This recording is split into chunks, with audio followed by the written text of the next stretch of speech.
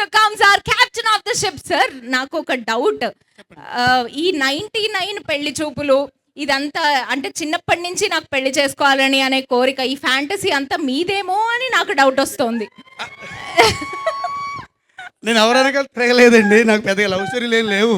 Okay, అందుకే మాకు screen మీద చూపిస్తున్నారు. మీ ఫ్యాంటసీస్ లోపల ఉన్నవన్నీ మాకు స్క్రీన్ మీద చూపిస్తున్నారు అన్నమాట. అవునండి, అది లోపల లోపల అనుకొని అలా హ్యాపీగా ఫీల్ అయ్యేవే. ఓకే, హలో హితం కాలేజ్. ఓకే, మీకున్న అమ్మాయిలందరిలోనూ మన సుమతి ఉంది, ఎందుకంటే సుమతి అంటేనే అందగత్తె. సో మీ అందరిలో అందగత్తెలు ఉన్నారు. సో నాకు తెలిసి అబ్బాయిలు ఎవ్రీడే కాలేజీకి బాగానే వస్తారు, ఎందుకంటే మీరు ఎంత ఉన్నారు కాబట్టి. సో మీకు అందరికీ సాంగ్ నచ్చిందని అనుకుంటున్నాను. సో ఈ సాంగ్ రాసిన మా కృష్ణ గారికి చాలా థ్యాంక్స్ అండి, ఎందుకంటే చాలా మంచి సాంగ్ రాశారు. ఇందులో 3 సాంగ్స్ రాశారు, తర్వాత వచ్చే 2 సాంగ్స్ ఇంకా చాలా బాగుంటాయి. అవి కూడా నెక్స్ట్ రిలీజ్ చేస్తాం.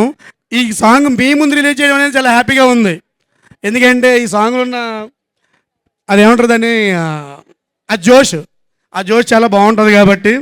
ఫిబ్రవరి 6 మన సినిమా రిలీజు. మీ అందరికీ తెలిసిన లవ్ స్టోరీయే, సో ప్రతి ఒక్కరిలోనూ లవ్ స్టోరీ ఉన్నది.